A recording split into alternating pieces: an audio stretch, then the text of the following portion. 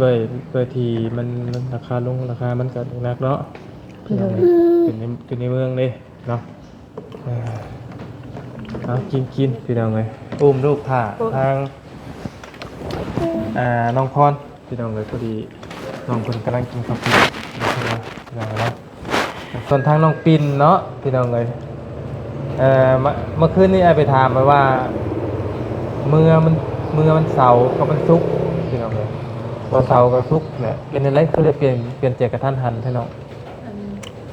พ่อแม่ขึ้นกระทู้บอกอันว่าลูกบ่สลายกับลูกไผมันก็เลยกับเงินโอ้โดนพอดีว่าคณิ้งน้ำลูกละลายวันนี้พี่น้องเนาะเพราะว่ามาลายแล้วลูกให้ลูกบ่สบายเนาะแล้วก็ส่วนเรื่องนี้มันเป็นมื้ออื่นบ่น้องเป็นมื้ออื่นพี่น้องคนจะเมื่อและที่นี่ก็มีการเปลี่ยนแปลงนิดนึงพี่น้องกันเนาะทั้งน้องเพิ่นนี่ว่าจะนั่งรถโดยสารเมื่อแล้วก็สิส่งรถเมื่อไปที่นี่พี่น้องรถจักรกับกระเป๋าลายปกจอยพี่น้องเอ้ยและได้ไลฟ์บัดนี้คือทั้งบ่เตียงว่าอยากจ้างรถให้เป็นส่วนตัวเพิ่นว่าเฮาทานเลยแม่นบ่และไล่น่ะบ่รถรางยังอันลูกเขาเจอยังลมกันอยู่ยังบ่ตกบ่แตกที่บ่คำได้ตอนส่วนตัวมาส่งอยู่บ้านอยู่เพื่อนที่ซ่านกันยังดีแล้วเนาะพี่น้องเลยอะไรไงเพราะว่ามันใจเด้อพี่น้องเลยจะช่างว่าน้ำกันอีกรอบหนึ่งเนาะก็คือช่างรุ่นถ้าฮับแต่ส้มเบิ่งน้ำกันพี่น้องเลยเนาะ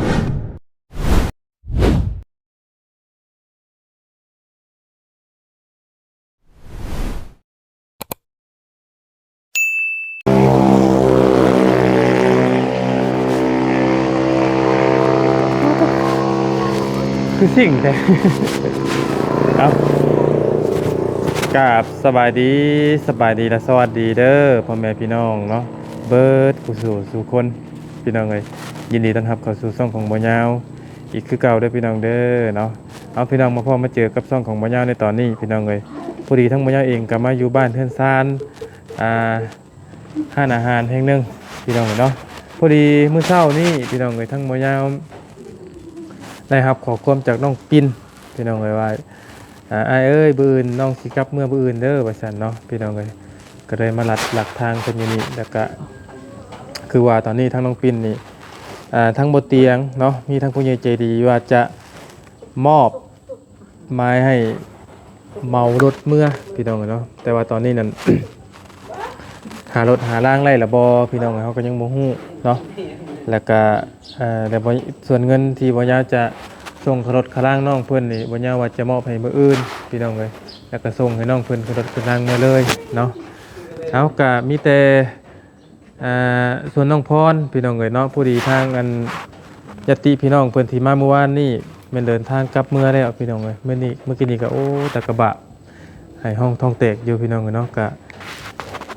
มีโอกาสพี่น้องเลยเนาะหลังจากนั้นก็ส่งญาติพี่น้องเรียบร้อยแล้วทางหมอยาเองก็ทีมงานแต่ยังไม่ได้ไปเบิ่งขึ้นซ่านอยู่เจ้าก็มียังขาดเหลืออยู่จักเนาะ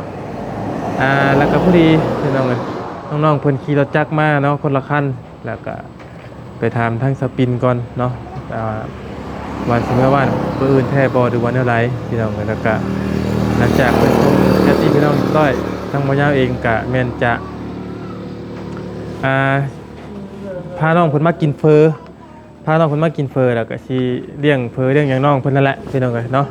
ไปสามีแต่นั้นแหละทั้งมายาเองก็ต้องขอบคุณแบบทั้ง FC ว่าผู้ทุกคนส่วนเงินก็บ่ยากจะมอบให้ผู้อื่นพี่น้องเอ้ยสำหรับน้องปิ่นเนาะสำหรับน้องพรนี่ก็ดีมกดีใจนำหลายๆที่มีผู้ใหญ่ซอยเนาะไปเดี๋ยวไปอบรมน้องๆเพิ่นพี่น้องกันเนาะโอ้คือกระปุกแก้วเนาะ เดี๋ยวเธอพี่น้องเนาะมาโอเคมาอันเพิ่นสิบาจังไรพี่น้องกันเนาะอันกินเพลเนี่ยว่าเอิ้นว่างเลยก็ล่ะอันภาษาเจ้านะมักข้าวเปียก มักข้าวเปียก มา มาข้าวเปียกโอ้ อ่ะกินล่ะกินเพราะว่าคำเลยพี่น้องไงจังไหนเมื่อเบิ่งเฮือนเบิ่งซ่านเจ้าเลยเพิ่นสร้างเพิ่นเฮ็ดอยู่บ่ โดย เฮ็ดอยู่เนาะโอเค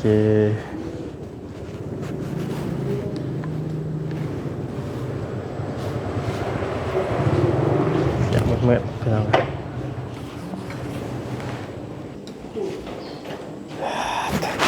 เอาให้ขออนุญาตดึงออกเด้ออ๋อมันบังก็กินแซ่บๆเนาะแซ่บอยู่บ่ แซ่บอยู่บ่น้องพร แซ่บ แซ่บบ่ทอดเด้อ โดย อ๋อเอ้าเฮ้ย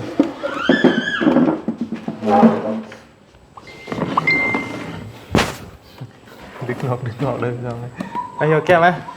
ซื้อผมไปเปลี่ยนไหมโอเคเห็นมาเบิ่งกันเลย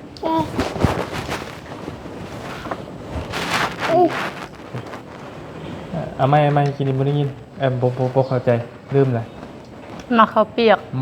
มาเขาวเปียก มา มา ข้าวเปียก มาเพอใช่บ่ มาข้าวเปียกมาเพ้อก็ครับมันเพ้อหันแม่นทั้งหากอันนี้แม่นข้าวเปียกแต่ว่ามาข้าวเปียก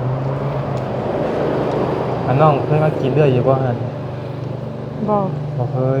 แต่การเจ้ากินเยอะจ้ะมากินเพอกินหยังที่บ้านจะมากิน น้องบ่ได้มานะ บ่ได้มากินเลยบ่ โดยมันจะว่าซื้อเองไปเฮ็ดเองอยู่เรือน ด้วยที่มันราคาลงราคามันก็นักเนาะ โดย เป็นในเมืองเด้เนาะเอากินพี่น้องเอ้ยอุ้มลูกท่าทางน้องพรพี่น้องเอ้ยพอดีน้องเพิ่นกำลังกินข้าวเปียกเนาะก็คือทางเพิ่นเฮ็ดอยู่บ่อันเพิ่นสร้างเพิ่นเฮ็ดอยู่บ่ โดย เนาะเอาพักให้บอกมันบ่กัดปากบ่ บ่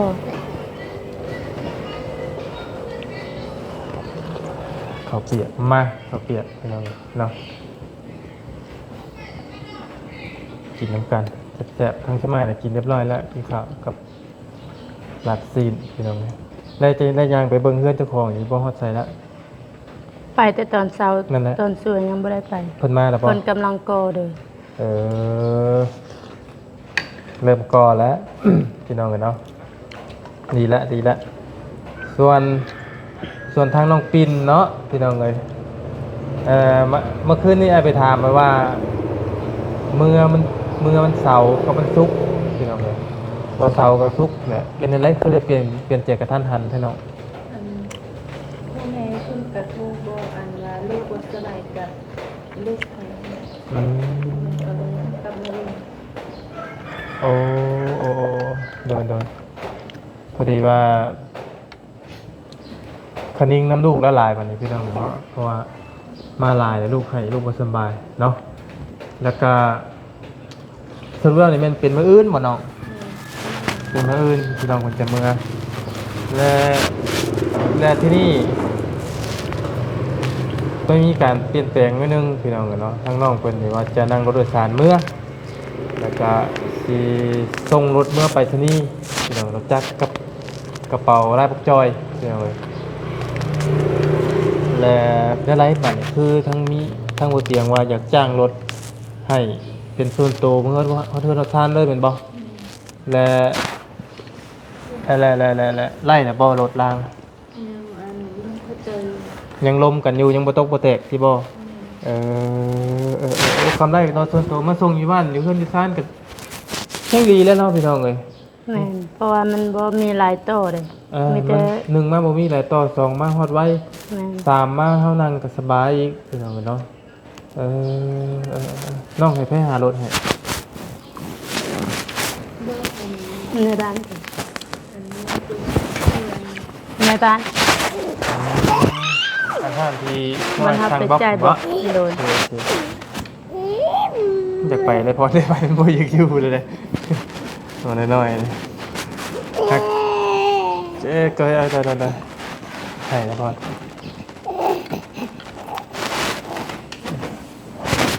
แต่มันยอมรับเลยว่าน้องน้องหยังก็ซันเดย์บ่ โดย น้องซันเดย์เพิ่นนี่แบบว่าอยู่ได้น้ำอยู่เมย์ได้ตลอดนะเอาไปใส่น้องปินก็ได้ไม่พอเสียงน้องปินจะคอยกว่าเสียงเจ้าหลาย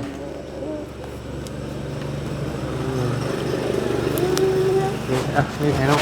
ให้ลูกกินนมกันก็ได้ได้สิเราอยากน้ำบ่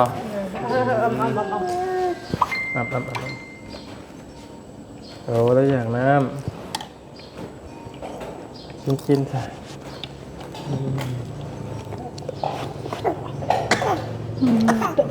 ค่อย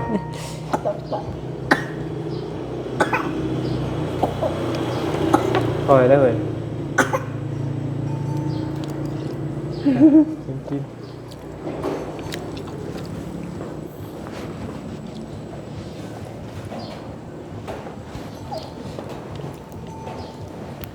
กินเฟอร์เป็นเอาเนาะน้องเป็นกินเฟอร์ตั้งอยากกินเฟอร์บ่เขาบ่อยากเนาะ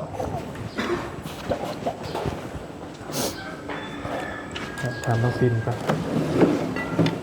เป็นยังไงล่ะ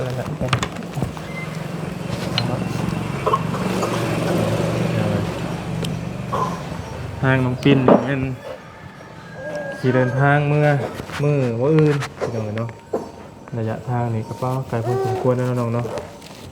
กินแล้วเนาะกินไปน้ำคุยกันไปน้ำก็ได้ขอบคุณนะกินแล้วเสร็จพี่เนาะ แซ่บ เพิ่นบ่มีน้ำตกเนาะอยู่พี่เนาะเพิ่นมาน้องเพิ่นนะเห็นทำบ่บัดเห็นค่อยอยู่บ่ เห็นอยู่ เห็นอยู่ บ่เห็นอยู่ได้นางเห็นนางดู โอ้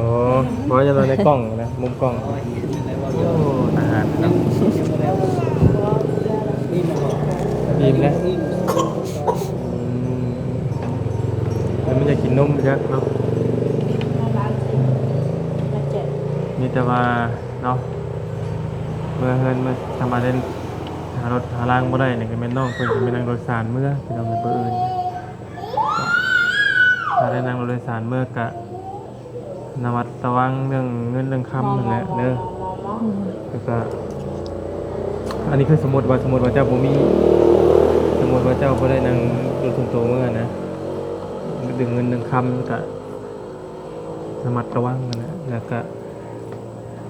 พอนั่นแหละก็หอดทางนั้นทางใหญ่อยากซื้อแมทมาปิดหน้าเลยเพราะว่าเขาก็บอกว่าได้เนาะพวกมิจฉาชีพผู้ที่เขาจ้องสีผู้ที่เป็นวังลีเฮานะเนาะเพื่อเพิ่นเห็นก็ซื้อเนี่ยอัดปากอันหนาไว้ในมือคนจำเท่าไหร่นะอันนี้บอกเพื่อไว้เชื่อพี่น้องเลยถ้าได้เมื่อมีรถส่วนตัวก็ดีเนาะถ้าได้ทั้งรถในบ้านเป็นมาส่งเองให้ดีแล้วพี่น้องคิดว่าแต่น้องนี่ว่าคือว่าจำทางบ่ได้บ่ ขั้นแปลนทางเวียงก็ยันบ่จื้อ นั่นยับปีก็ได้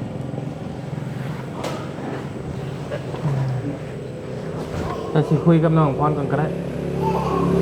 ยับไปโอเคยับไปตรงนั้นยับไปตรงนั้นโอเคงั้นไอ้มุมกล้องไอ้บ่เห็นนะเมื่อวานนี่เกือบมุมกล้องบ่เห็นพี่น้องเลย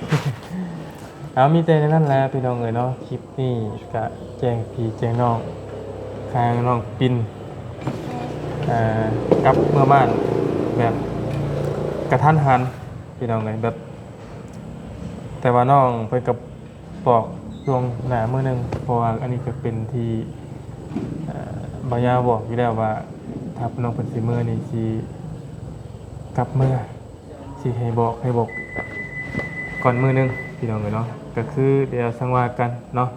เรื่องเงินเรื่องคำน้องส่งคารถคารังน้องบืนน้ำมูน้ำมันเดี๋ยวบืนผู้ใดไอ้สังสีเอาให้เด้อ โดย บืนจะสังวากันพี่น้องเลย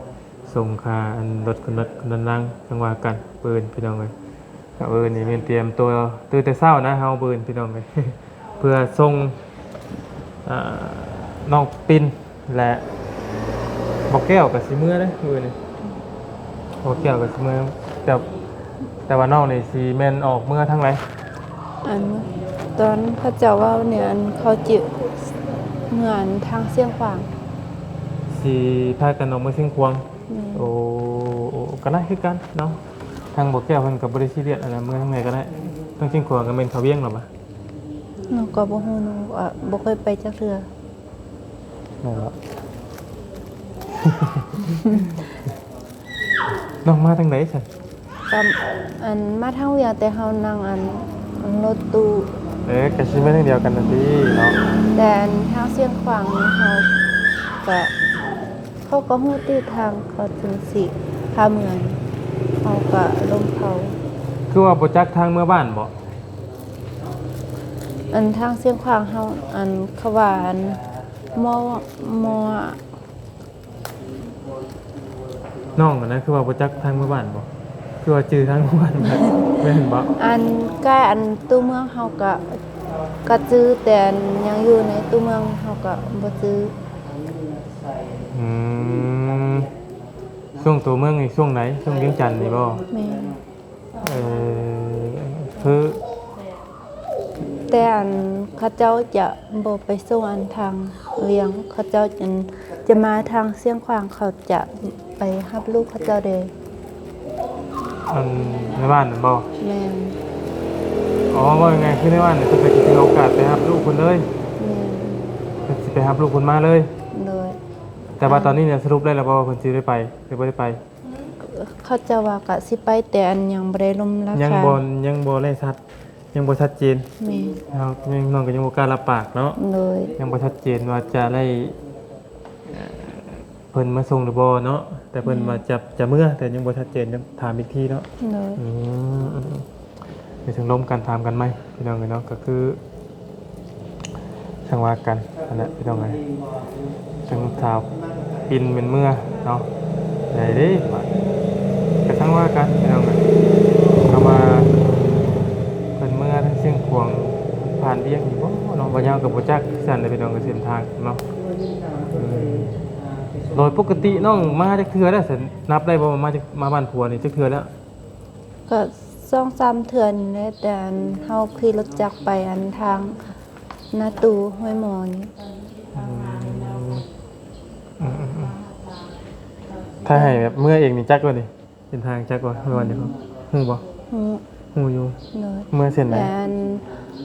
สิให้เขาเจ้าอันเมื่อส่งแต่อันทางหน้าตู้หันเขาเจ้าสิไล่แพงเพราะว่าเฮาอันเอารถหันขึ้นกระบะไปมันขึ้น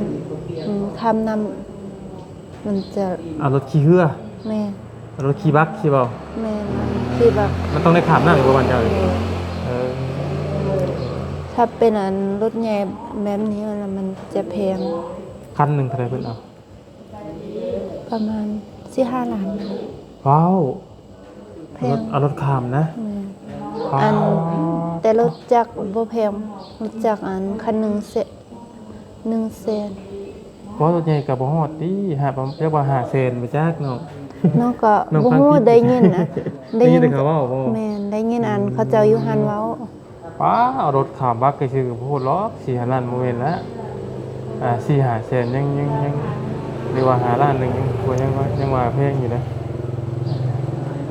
ประมาณ4-5 แสนหรือว่าล้านหนึงนี่แหละเอารถใหญ่ขามบักนะถามมันได้ระยะรถกว้างบ่ล่ะกว้างบ่บักนำ กลัวมาน้ำเงิมเลย นำเงิม แม่น เบิ่งน้ำกันตัวจริงน้ำกันพี่น้องเลยว่า รุ่นเบิ่งน้ำกันว่าจะทั้งน้องควรจะได้เมื่อรถส่วนตัวบ่หรือว่ารถโดยสารเนาะ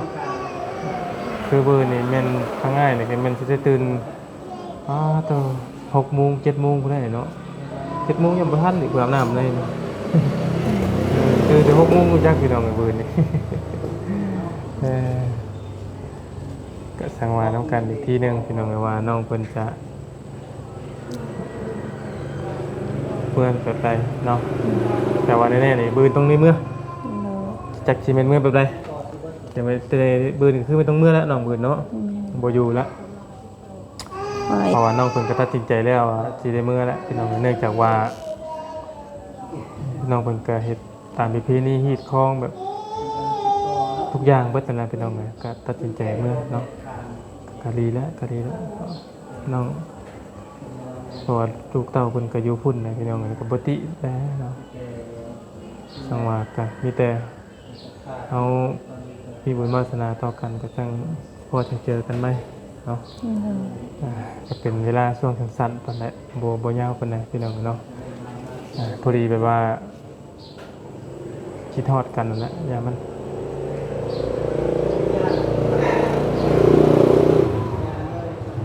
รู้สึกดีใจบ่มาเจอขึ้นมาทำไม รู้สึกดีใจคันบ่มีคนมาช่วยบ่มีเฮาแฮงสิบ่มีอิหยังเฮ็ดบ่มีเงินแน่ เฮงได้ยินเพิ่นเว้าว่าเพิ่นสิจ้างค่ารถค่าล่างให้เมารถให้สิแฮงมีแฮงให้เนาะนางเนาะ เนาะเป็นดีใจนะ แฮงหาสิหาคำใดมาเว้าบ่จักเลยพี่น้องเนาะก็เบิดเท่านั้นแหละเนาะหลายผู้หลายคนมาอ้าวคือบ่สั่งเรื่องสั่งชั้นให้ทางน้องปิ่นเนี่ยพี่น้องเนาะก็เพราะว่าน้องปิ่นเพิ่นตัดสินใจเมื่ออยู่พุทธพี่น้องเนาะเพราะว่าลูกเต้าเพิ่นอยู่พุทธเนาะก็คือเราอยู่พี่คือน้องพรนี่ก็ปกติที่ใดมันก็มีคือกันพี่น้องเลยแต่ว่าต้องเพิ่นจะอยู่น้ำไผอยู่พี่ก็พี่น้องเนาะพอทั้งมีพ่อแม่อยู่พี่ก็น้องเพิ่นท้องใหญ่ท้องโตขึ้นมาไผสิหาอยู่หากินให้แม่นล่ะบ่เนาะ แม่น อยู่พุ่นยังบ่มีพ่อมีแม่แท้ๆของเฮาอุ้มสู้เนาะมันก็ต่างกันอยู่ได้พี่น้องเนาะพี่น้องก็คือสิพอเข้าใจดีแบบนี้เนาะมีแต่นั้นแหละพี่น้องเนาะก็ตั้งรุ่นตั้งรับตั้งส้มเบิ่งน้ำกันพี่น้องและน้องสิกินหยังเพิ่มเติมบ่มีกระแลมบ่ บ่กินหยังให้กินตัวนี้ พอดกินหยังอีกบ่กินบ่กระแลมกินโอเคกระแลมนี่เลือกกันแล้วไปให้เพิ่นได้บ่แก้ว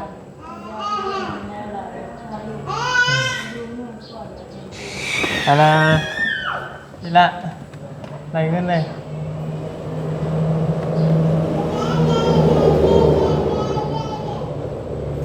เฟอร์2ถ้วยกับน้ำตุก อันน้ำ2ตุกแล้วน้ำหวานอัน2ตุกเป็น4ตุก ๆนี่เฟอร์2ถ้วยแล้วก็ มื้อข้าวเปียก กับข้าวเปียกอะไรข้าวเปียก2ถ้วยกับน้ำดื่ม2อันนี้กับโออิชิอันนึงแล้วก็มีกระแลมอันนึง หมอดก็หมอดเลย กิน หมอดมวย เอาไหมจะกินกัน กินแล้วมีกระแลม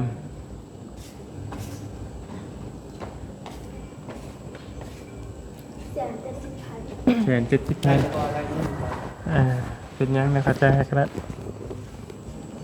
สบายดีนะ สบาย สบาย ดี ดี กินข้าวเปียกสิ กินข้าว กิ เปี น ยก แล้วบอก อิ่มแล้ว